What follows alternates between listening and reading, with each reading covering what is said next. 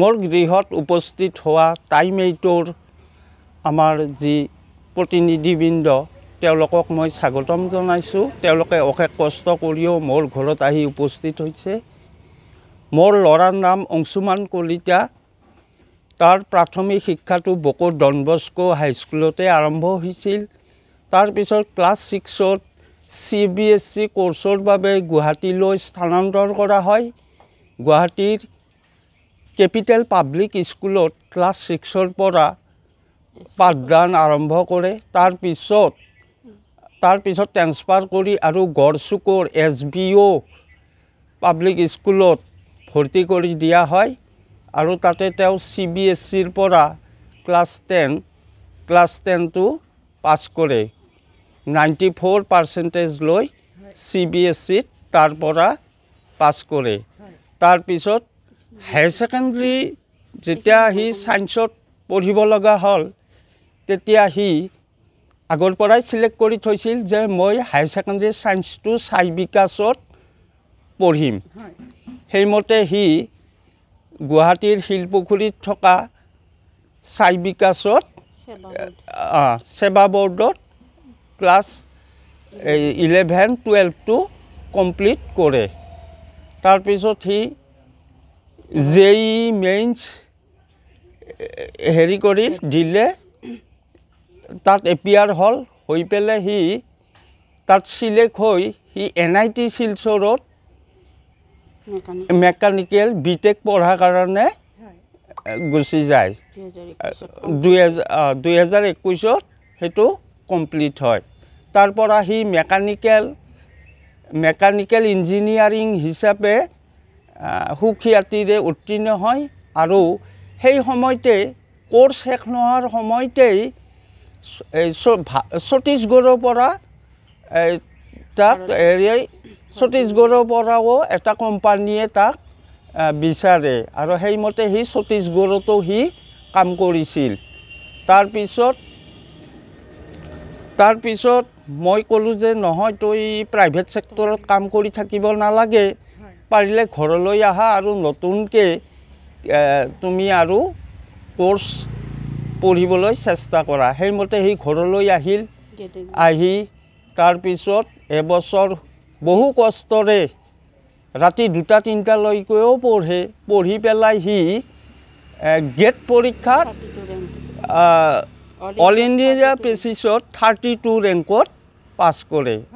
তাৰপিছত সি নানা ধৰণৰ ইণ্টাৰভিউবিলাক দিলে, IOCL, HPCL, তাৰপিছত ভাবাত দিলে, ইজৰতো দিলে, এফালৰ পৰা দিয়ে গৈছে। ৰিফাইনাৰীতো পাইছিলে, তাৰপিছত IOCLতো পাইছিলে, ইণ্ডিয়ান অইলতো পাইছিলে, কিন্তু সেইবিলাকত নগৈ সি ভাবা পাৰমাণৱিক গৱেষণা কেন্দ্ৰ মুম্বাইত সি জইন কৰে।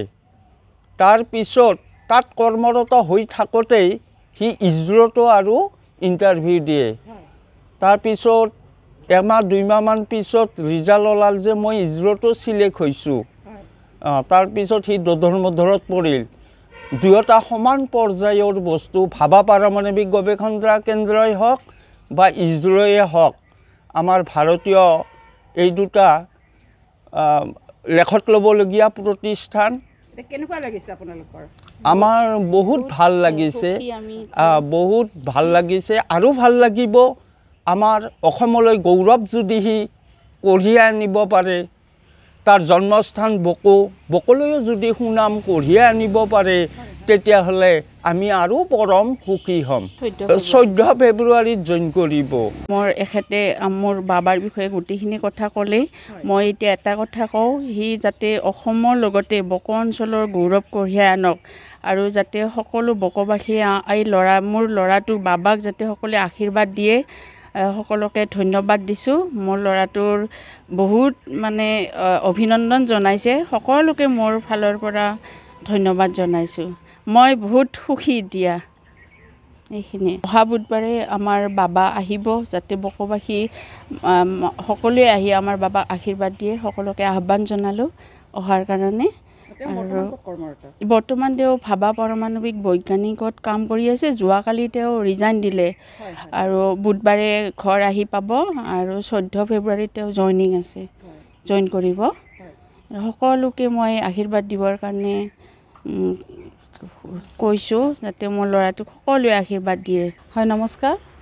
আমাৰ ভতিজা ল'ৰা সি ইমান ডাঙৰ এটা কাম পালে আৰু আমাৰ বংশৰ গৌৰৱ, আমাৰ অসমৰ গৌৰৱ, আমাৰ বকবাসীৰ গৌৰৱ। আৰু যি গতিকে বাবা আহিব, বুধবাৰে আহি পাব, গতিকে বাবাক যাতে সকলোৱে আশীৰ্বাদ কৰে আৰু সকলোৱে আশীৰ্বাদ কৰিব সি যাতে অনাগত দিনবোৰ ভালদৰে পাৰ কৰে, ভালদৰে কাম কৰি যাব পাৰে, আশীৰ্বাদ কৰিব। আৰু মই খুৰীমাক হিচাপে বহুত সুখী মানে বহুত সুখী আৰু সকলোতকৈ সুখী অনুভৱ কৰিছোঁ। আৰু হয়তো আমাৰ আজি শহুৰ দেউতা থাকিলেও বহুত সুখী হ'লেহেঁতেন। আৰু আমাৰ বাইদেউ দাদা বাবাৰ লগত যথেষ্ট কষ্ট কৰিছে, তেওঁলোককো মই অভিনন্দন জ্ঞাপন কৰিছোঁ লগতে বাবাৰ লগতে। আৰু অনাগত দিনবোৰ যাতে তেওঁলোকৰ সুখে শান্তিৰে দিনবোৰ পাৰ হয়, বাবাও যাতে ভালদৰে থাকে তাৰে কামনা কৰিছোঁ। ধন্যবাদ। টাইমেটৰ আপোনালোক সকলোলৈকে আমাৰ ফালৰ পৰা ধন্যবাদ জ্ঞাপন কৰিছোঁ। আৰু আজি আপোনালোকে আহি এইখিনি সুবিধা দিয়াৰ কাৰণে আৰু বাবাৰ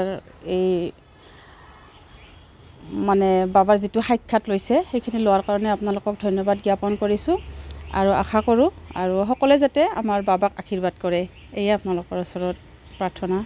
ইছৰ' অৰ্থাৎ ভাৰতীয় মহাকাশ গৱেষণা কেন্দ্ৰত নিযুক্তি লাভ কৰিছে বকুৰ এগৰাকী যুৱকে। হয়, মই মণিমালা টাইমেটৰ তৰফৰ পৰা উপস্থিত হৈছোঁহি বকুৰ 2 নং ডাকুৱাপাৰাৰ গকুল চন্দ্ৰ কলিতা আৰু অদিতি কলিতাৰ বাসগৃহত। আৰু তেওঁলোকৰ বৰপুত্ৰ অৰ্থাৎ প্ৰথম পুত্ৰ অংশুমান কলিতাই অহা 14 ফেব্ৰুৱাৰীত তেওঁ যোগদান কৰিব ভাৰতীয় গৱেষণা কেন্দ্ৰ অৰ্থাৎ ইছৰ'ত চাইণ্টিষ্ট চি হিচাপে তেওঁ নিযুক্তি পাইছে আৰু তেওঁ যোগদান কৰিব। আৰু মই টাইমেটৰ তৰফৰ পৰা আজি উপস্থিত হৈছোঁহি অংশুমান কলিতাৰ বাসগৃহত। আৰু তেওঁলোকৰ পিতৃ মাতৃৰ পৰা জানিব পাৰিম আচলতে তেওঁলোকে কি ক'ব।